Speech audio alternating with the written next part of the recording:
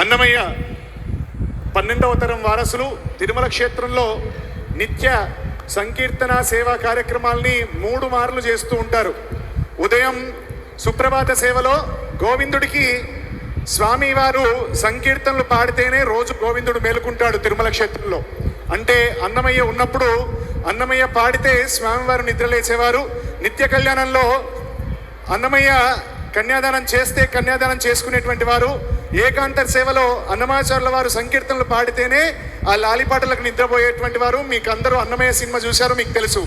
అట్లాంటి అన్నమాచార్యుల వారి 12వ తరం వారసులు. అన్నమాచార్యుల వారు ఎట్లాంటి వారు?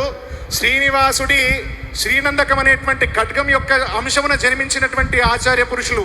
శ్రీనివాసుడు తనకు తానే తన కోసము తన వైభవాన్ని ప్రపంచానికి భక్తులకు చాటి చెప్పడం కోసం అన్నమాచార్య స్వామిని సృష్టించాడు భూమి మీదికి.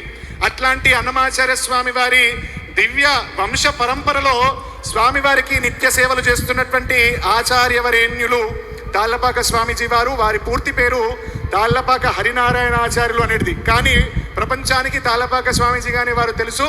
తిరుమల శ్రీనివాసుడు సాక్షాత్తు చెక్కినటువంటి విగ్రహం కాదు, తనకు తానుగా సాలగ్రామ శిలామూర్తిగా వెలిసినటువంటి దివ్యక్షేత్రంలో స్వామిని వేల్కొల్పే యోగం ఏంటి, స్వామికి నిత్య కళ్యాణం చేసేటువంటి యోగం ఏంటి, స్వామికి లాలిపాటలు పాడి నిద్రపుచ్చేటువంటి యోగం ఏంటి? అంతటి భాగ్యం ఎవరికైనా దొరుకుతుందా?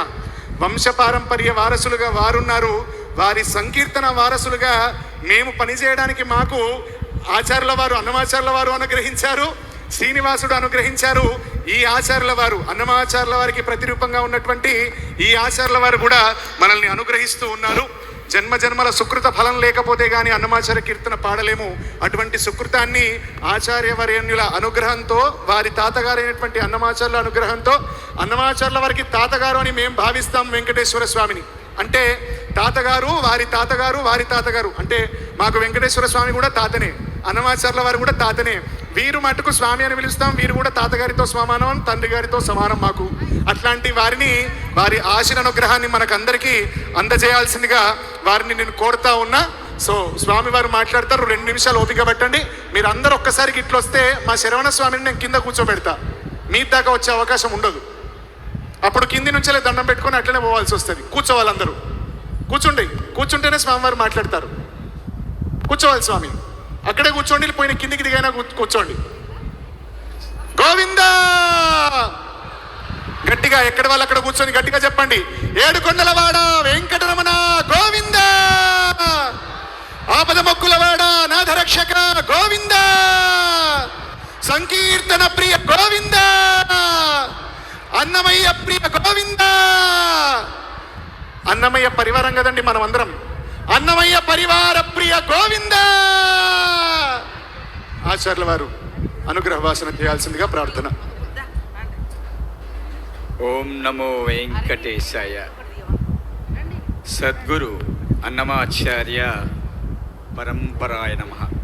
శ్రేయస్కాంతాయ కళ్యాణ నిదయే నిదేత్తినాం శ్రీ వెంకట నివాసాయ శ్రీనివాసాయ మంగళం.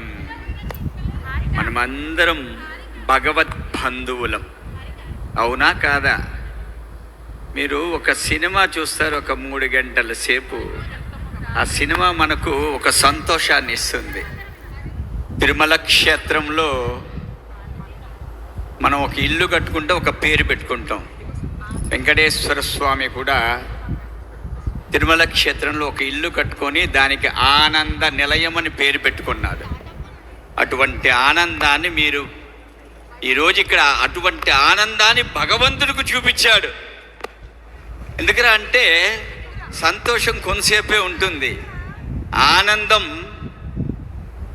ఎక్కువసేపు ఉంటుంది, జీవితాంతం ఉంటుంది. అన్నమాచార్యులు ప్రతిదాన్ని సంకీర్తన రూపంలో రచించినటువంటి వ్యక్తి. తొలి తెలుగు వాగ్గేయకారుడు, పదకవిత పితామహుడు అన్నమాచార్యులు. నేను రోజు తిరుమల స్వామి దగ్గర, ఈరోజు కూడా నిన్న రాత్రి ఏకాంత సేవలో 4 కీర్తనలు, ఉదయం ఒక 3 కీర్తనలు గానం చేసి ఈరోజు ఇక్కడ ఈ ఉత్సవానికి భగవంతుడు అనుగ్రహ ప్రసాదం చేసి నేను ఇచ్చేసాను. ఆయనే పంపించాడు. నేను చెప్పాను, 4 రోజులుగా చెప్తూనే ఉన్నా, స్వామి నేను హైదరాబాద్ వెళ్తున్నా ఏదైనా అంటే దేవస్థానం వారు లీవ్ ఇచ్చినా దేవుడు లీవీడు. ఏదో ఒక వంకతో నన్ను క్యాన్సిల్ చేయించేస్తాడు, ఆ ప్రోగ్రాం పోనీకుండా చేస్తాడు. ఇది భగవంతుడికి కైంకర్యం కదా, అందుకే పంపించాడు నన్ను. తిరుకల్యాణ మహోత్సవంలో ఎప్పుడు కన్యాదానం చేస్తూ ఉంటా నేను స్వామి దగ్గర. 12 గంటలకు అభిజిత్ లగ్నంలో, 3 గంటలకు సుప్రభాత సేవ, బ్రహ్మ ముహూర్త సమయంలో వేదపారాయణందాలు. కౌసల్యా సుప్రజా రామ పూర్వా సంధ్యా ప్రవర్తతే ఉత్తిష్ట నరసార్థూలం కర్తవ్యం దైవమాంగికం అని వేదకోచుతో శ్రవణోరవిందంగా వినిపిస్తుంటే అన్నమాచార్య వంశస్థులు స్వామి దగ్గర జవీజీల మండపం దగ్గర పరదా లోపల మేలుకో మేలుకో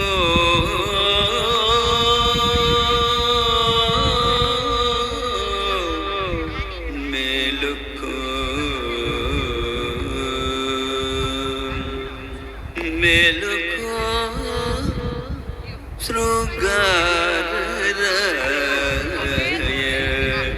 మీటి మద్దల గోపాల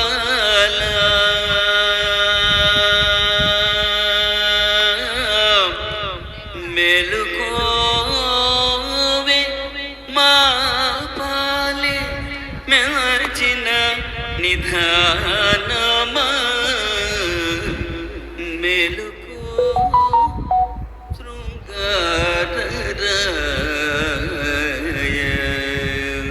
ఈ కీర్తనతో స్వామిని మెలుకొల్పు చేస్తూ ఉంటాను. 3 కీర్తనలతో భక్తి అంటే ఏంటి, భగవంతుడు అంటే ఏంటి, పూజ అంటే ఏంటి, కైంకర్యం అంటే ఏంటి, ఆరాధన అంటే ఏంటి, అర్చన అంటే ఏంటి, యాత్ర అంటే ఏంటి, హోమం అంటే ఏంటి, జపం అంటే ఏంటి, తపస్సు అంటే ఏంటి, ప్రతి ఒక్క దాన్ని సంకీర్తన రూపంలో రచించినటువంటి వ్యక్తి తాళపాక అన్నమాచార్యులు. అసలు భక్తి అండి. ఇతిహాసాలు, పురాణాలు, రామాయణం, భారతం, భాగవతం, ప్రబంధాలు, ద్రవిడం ఎన్నో చదువుతూ ఉంటాం. మరి భగవంతుడి గురించి ఏమర్థం చేసుకుంటాం?